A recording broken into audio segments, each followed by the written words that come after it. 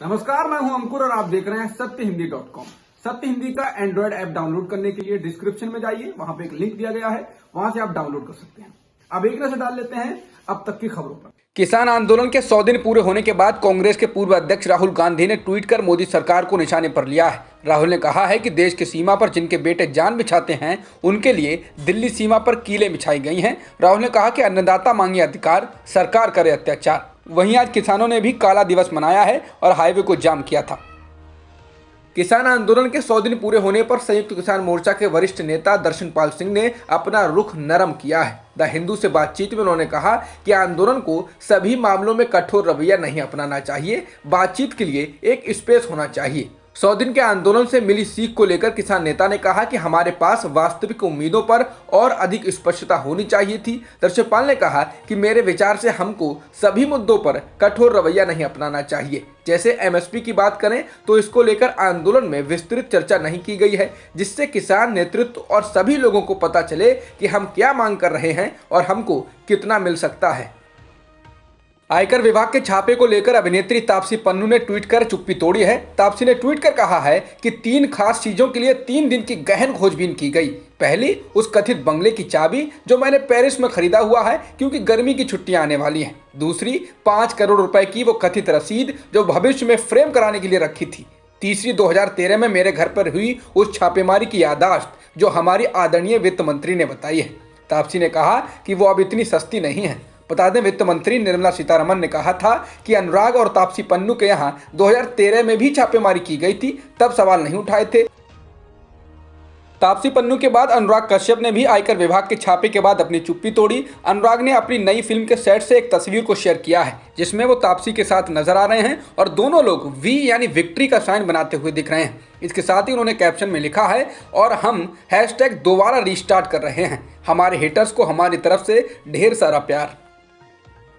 चुनावी राज्य तमिलनाडु में ऑल इंडिया अन्ना द्रमुक यानी AIADMK के गठबंधन ने सीटों का बंटवारा कर दिया है। बंटवारे में बीजेपी को इस बार 20 सीटें दी गई हैं, जबकि गठबंधन में शामिल एक और दल पट्टाली मक्कल काची यानी PMK को 23 सीटें दी गई हैं। इसके अलावा कन्याकुमारी सीट भी बीजेपी के खाते में गई है। इस सीट पर लोकसभा का उपचुनाव होना है। कांग्रेस सांसद वसंत कुमार के निधन से यह सीट खाली हुई है। तमिलनाडु में विधानसभा की 234 सीटें हैं। तमिलनाडु में टक्कर AIADMK और DMK के बीच ही रही है और इस बार भी इनके बीच ही होने जा रही है। 2016 के विधानसभा चुनाव में AIADMK को 135 और DMK को 88 सीटें मिली थीं। टीएमसी की शिकायत के बाद अब चुनाव आयोग ने केंद्र सरकार से कहा है कि वैक्सीन के सर्टिफिकेट पर प्रधानमंत्री की तस्वीर के इस्तेमाल को बंद किया जाए।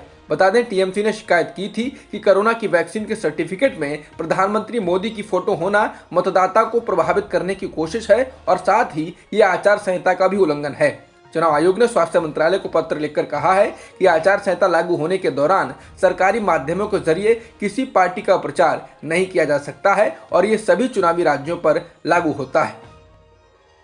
पश्चिम बंगाल में विधानसभा चुनाव की तारीख घोषित हो चुकी है और इस बीच भी बीजेपी लगातार टीएमसी नेताओं को पार्टी में शामिल कराने में लगी हुई है। आज टीएमसी के पूर्व सांसद दिनेश त्रिवेदी जेपी नड्डा की मौजूदगी में बीजेपी में शामिल हुए हैं। त्रिवेदी ने पिछले महीने ही टीएमसी को छोड़ दिया था। इससे पहले टीएमसी से बीजेपी में आने वाले नेताओं की लंबी लिस्ट हो चुकी है। दिल्ली के मुख्यमंत्री अरविंद केजरीवाल ने ऐलान किया है कि अब दिल्ली का अपना शिक्षा बोर्ड होने जा रहा है और उनकी कैबिनेट ने Delhi board of school education के गठन को मंजूरी दे दी है। उन्होंने कहा कि अब तक दिल्ली में केवल CBSE और ICSE बोर्ड की पढ़ाई होती है, लेकिन अब दिल्ली के छात्र दिल्ली शिक्षा बोर्ड से संबंधित स्कूलों में उस सिलेबस के हिसाब से पढ़ सकेंगे। केजरीवाल ने कहा, यह अंतर्राष्ट्रीय स्तर का बोर्ड बनाया जा रहा है। इंटरनेशनल प्रैक्टिस को हम स्कूलों और बोर्ड में लेकर आएंगे। इस बोर्ड की पढ़ाई सेशन 2021-22 में शुरू हो जाएगी। हालांकि इस सेशन में 20 से 25 सरकारी स्कूलों को ही इस बोर्ड में शामिल किया जाएगा। मुकेश अंबानी के घर के पास मिली स्कॉर्पियो कार के मालिक मनसुख हिरेन की मौत के मामले में बड़ा खुलासा हुआ है। मनसुख की बॉडी को जब बाहर निकालकर साफ किया जा रहा था तो उनके मुंह से 4 रुमाल निकले जो कि आपस में बंधे हुए थे। इससे इस बात की आशंका जताई जा रही है कि मनसुख की किसी ने हत्या की थी और शव को कलवा की इस खाड़ी में फेंक दिया था, जबकि कलवा पुलिस स्टेशन के अफसरों का कहना था कि मनसुख ने खाड़ी में कूद कर आत्महत्या कर ली है। मनसुख हिरेन की पत्नी विमला हिरेन का कहना है कि मनसुख आत्महत्या नहीं कर सकते। विमला का कहना है कि उनके पति को कांदिवली क्राइम ब्रांच के किसी तावड़े नाम के अफसर ने फोन करके गुरुवार की शाम 7 बजे ठाणे गोड़बंदर रोड पर बुलाया था। मुकेश अंबानी के घर के पास मिली स्कॉर्पियो कार के मालिक मनसुख हिरेन की मौत के मामले में महाराष्ट्र के पूर्व मुख्यमंत्री देवेंद्र फडणवीस ने राज्य सरकार पर हमला बोला है। साथ ही कहा कि जो अधिकारी इस केस की जांच कर रहे हैं वो पहले से ही मनसुख से संपर्क में थे। फडणवीस ने विधानसभा में गृह मंत्री को मनसुख हिरेन और इस केस की जांच कर रहे एनकाउंटर स्पेशलिस्ट सचिन वजय के पिछले साल जून जुलाई महीने की कॉल डिटेल्स की सीडीआर दिखाते हुए कहा कि जिस व्यक्ति की गाड़ी चोरी हुई आखिर उसी व्यक्ति से 1 साल पहले सचिन वजय क्यों बात कर रहे थे।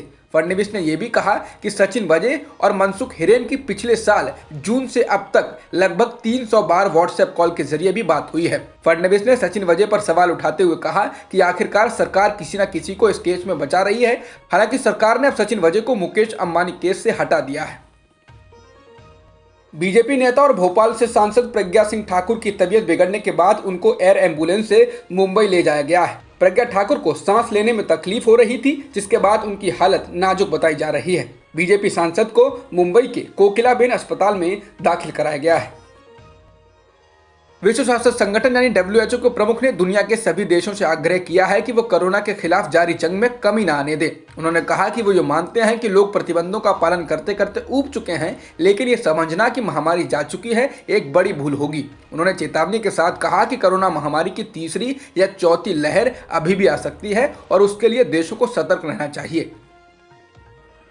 पाकिस्तान की इमरान खान सरकार ने फ्लोर टेस्ट जीत लिया है। इमरान सरकार की ओर से लाए गए अविश्वास प्रस्ताव को लेकर सरकार के पक्ष में 178 वोट पड़े। 342 सदस्यों वाली नेशनल असेंबली में अभी एक सीट खाली है, इसलिए बहुमत के लिए 171 वोटों की जरूरत थी।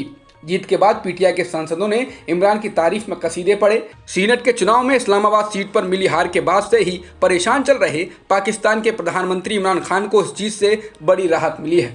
विपक्षी दलों के गठबंधन पाकिस्तान डेमोक्रेटिक मूवमेंट यानी पीडीएम ने फ्लोर टेस्ट का बॉयकॉट किया था। इमरान की पार्टी तहरीक इंसाफ यानी पीटीआई के पास 157 सांसद हैं और कुछ सहयोगी दलों का भी समर्थन उन्हें हासिल है। भारत ने इंग्लैंड को चौथे टेस्ट मैच में हराकर आईसीसी टेस्ट रैंकिंग में शीर्ष स्थान पर कब्जा कर लिया है। अहमदाबाद के नरेंद्र मोदी स्टेडियम में खेले गए मैच को भारत ने 1 पारी और 25 रनों से जीत लिया। भारत ने यह सीरीज 3-1 से अपने नाम की है। वहीं इसके साथ ही भारत ने वर्ल्ड टेस्ट चैंपियनशिप के फाइनल में जगह बना ली है और 18 जून को उसका मुकाबला न्यूजीलैंड से होने जा रहा है। अब तक की खबरों में इतना ही। बाकी खबरों के लिए बने रहिए सत्यहिंदी.com के साथ। सत्य हिंदी का ऐप डाउनलोड करें गूगल प्ले स्टोर पर।